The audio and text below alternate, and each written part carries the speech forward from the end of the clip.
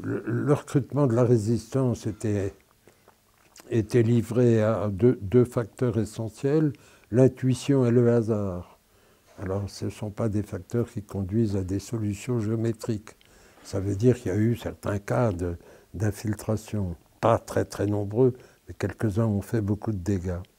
Alors bon, pour moi, l'essentiel de ce que j'ai vécu, c'est Caluire, l'affaire Hardy. Personnellement, dès le 21 juin 1943, le jour de Caluire, j'ai eu la conviction qu'Hardy était coupable. Et j'ai témoigné à ses procès, etc.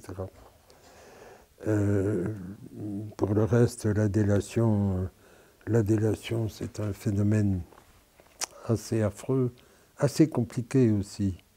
Il faut se rendre compte que généralement, ça prend une forme écrite.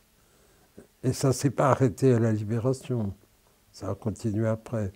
J'ai reçu beaucoup de lettres de dénonciation quand j'étais commissaire de la République à Marseille. Alors, il y a différentes catégories. Il y a les gens qui croient réellement que leur devoir de citoyen, c'est de dénoncer les gens qu'ils considèrent comme des ennemis. Alors, ils font des dénonciations circonstanciées qui signent. Et puis, il y a tout le reste. Alors, le reste, ça comporte un maximum de dénonciations anonymes ou signées d'un faux nom. Il faut voir aussi quelle est la réaction de ceux qui reçoivent les délations. C'est aussi assez compliqué, cette affaire-là.